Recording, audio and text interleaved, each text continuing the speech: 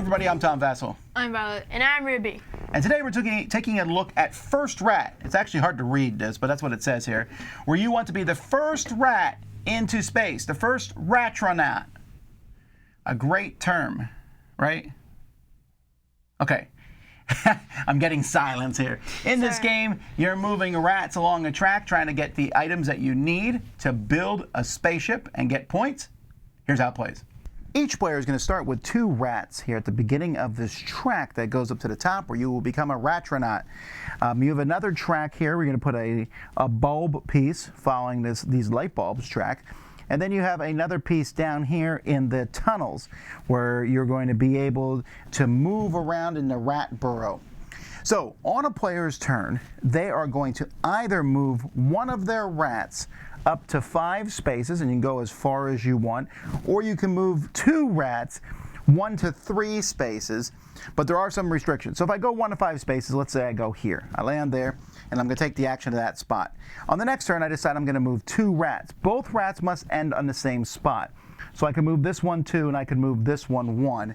And as long as they land on the same color, you're fine. And again, they can move a maximum of 3 when you move 2. If you move to a spot where another rat is, you must pay them a cheese. If there's multiple rats there, you need to pay them each a cheese. If you don't have enough cheese, you can always take 3 cheese from the bank, but then you'll take a moldy cheese piece, which is worth -2, and you can't get rid of that for the rest of the game. It's just going to be -2 at the end. So let's take a look at the different spaces. First of all, the blue spaces will let you move the light bulb token that you have along the track here. The number of light bulbs are there. So you can see that one's 1, up here it's 2, and it will go up more as the track goes on. The reason you want to move this is for a few reasons. If you get the light bulb spot to these large light bulbs here, you're going to score. At the top of the board, there is a scoring track for this, and you're going to place a cube of your color in the leftmost spot there, where you're going to score points at the end of the game. But also, moving the light bulb token here, when your rat lands on any space that's before or up to where the light bulb token is, you will get +1 of that item. Then we have cheese. You land on cheese, you get cheese. Cheese is used to pay other players and to go to different stores. Then the orange and green spaces give you items. We have a can, we have baking soda, we have here some lemon juice, and we have calculators. These are the 4 items that you will get. At the end of a player's turn, if they want to, they can turn in different sets of items. So for example, I could turn in 3 boxes and 2 cans, and I would build the middle section of a rocket ship. And then I would just put that there, and I'll score those points at the end of the game. If you build one of each section here, of the same person builds one of each section, then you have a complete rocket ship, and you'll put a token in the top scoring track there also. So this is a major way of scoring points to get those items. When you land on an apple core, or apple cores, you're going to move your token down here in the rat burrow that many spaces. You're moving them in a clockwise direction here, but sometimes when you get to a spot, you can decide to go up or keep going. If you go up here, you're going to take one of these comic books, which will give you some sort of special ability, or will turn one of your rats into a super rat, giving that specific rat special abilities. If you decide to forego that and then come up here before you keep going around, you get another rat. And if you come all the way up here and pass this one, you'll take points. And again, you take the leftmost spot in that points area. Now there's also stores that players can stop in if they stop in their respective spaces. If you stop here, you can pay 6 cheese to take one of these, which essentially anytime you land in that kind of space in the future, you'll get 1 more of that item, or 2 more cheese. Over here, when you stop here, you can pay 7 cheese, take one of these tokens, and in the future you can spend this token to double all the production that you get of one kind of space on a turn. And then finally up here where the bottle caps are, when you go to this spot, you can spend 12 cheese, take one of these bottle caps, and it's going to give you points at the end of the game. So for example, this gives me 4 points for every cube that I have on this track down here. You do not have to spend cheese when you go to these spots. You can steal the item instead, but if you do that, then your rat comes all the way back down to the beginning. Now, rats are racing. As soon as you get a rat to the top, which by the way counts as every color, You'll place it here. It becomes a Ratronaut, giving you points. And when you get there, you have two options. You can take one of these nut tokens, which is worth 3 points at the end of the game, or one of your extra rats from here starts at the beginning of the track. The game will go until one person gets 4 of their rats up there, or till one person has placed 8 cubes on the board. When that happens, whoever has the most points, and you're going to add up the points for all the different tracks. During the game, you can pay 10 cheese to get points, and I've already pointed out all the other different point tracks.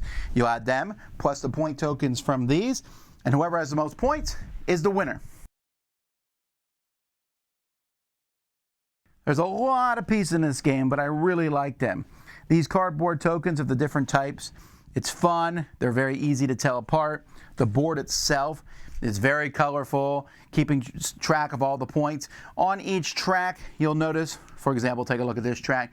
If you're playing with less than 5 players, I mean, you're going to use all of them. I mean, if you're playing with less than 4, you would cover up this, and if you're playing with less than 3, you'd cover up this with a neutral color so that nobody can take those spots. So there's fewer spots on the board. And if this really bores you, the board itself, you can go to the other side of the board, and you'll notice that on here there are spots to place these in a more random order, as well as the score tracks for the different sections. The rule book itself is very easy, and there's also a sheet that explains what all the different special abilities do when you get them. Really, really nice components. The only component I might complain about is the player aid, which is just, it's not very helpful. I mean, it does kind of show you what you can do in your turn, but you'll learn what to do in your turn before you learn to figure out this player aid. Other than that, everything is fantastic.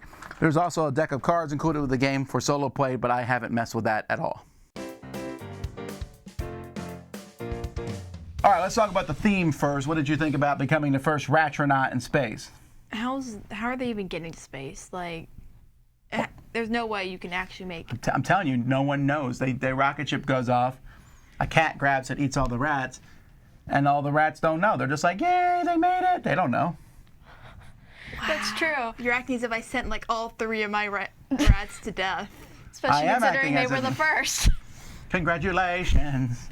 Okay, but it is kind of fun to go around and collect the cheese and to get the, I mean, if you do put baking soda and lemon juice together, it will make a reaction. Really? You've never done vinegar and baking soda before? No. I'll do it at home. I'll show you. Oh, no. Okay, anyhow, so taking outside of the theme, what did you think about the game itself? You get to move up to 5 space with 1 or up to 3 space with 2. What did you think of that? I like that mechanism. That way you wouldn't have to like solely be able to be like, okay, if I roll this dice, maybe I have a slight chance of getting what I want. Yeah. I don't think there's anything that isn't strategy in this game, which I really like. You actually pointed that out when we were playing. You said there's no luck. Is there? Well, the luck, I guess, would be at the beginning of the game. You pick which of the different tokens are available in the stores. But you're right. Other than that, there's no luck. So you're basically doing what you do based off other people. If there's 2 people on a spot, you probably don't want to go there because you don't want to pay them cheese. Yeah. So the question is, what kind of person wins the race? The fast one. Do you Shut believe that? Because we had an argument over whether slow and steady wins the race or whether running up as fast as you can. Well, I still won, so I proved my point. But it was really close. And that's, in this game, there are so many different strategies. There's move the light bulb string up as fast as you can. There is run around in that bottom part in the rat burrow to get more rats or just to get the points down there or get the special abilities. And then there's run up the track as fast as you can. Or move up the track and get as many items and build as much of the rocket ships as you can. Which strategy do you like the best? Fast wins the race. I liked the slow and steady.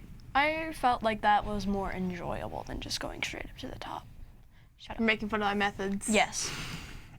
But it's really interesting because there's a lot of choices you have on your turn.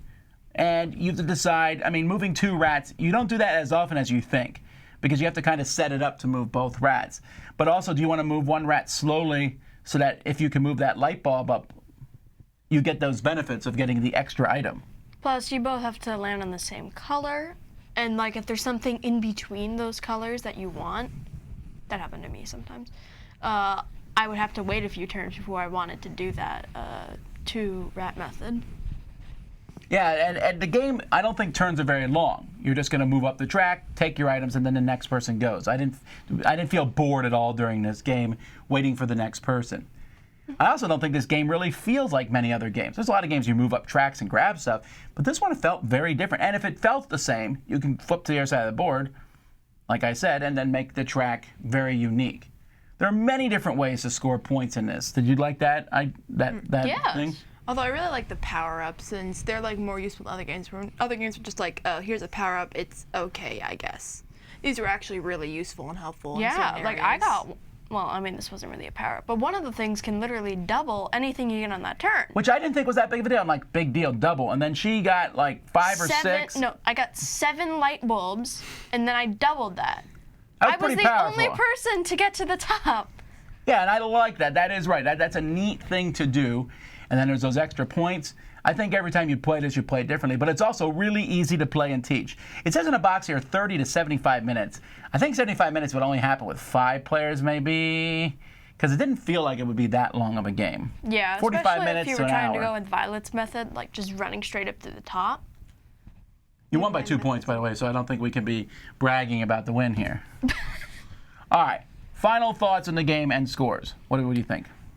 This was actually really enjoyable. It was mostly strategy. We didn't mention this, but I felt like the only thing that I found that was slightly negative is that the reference cards were kind of confusing. I mentioned it in the overview, but yeah. Oh.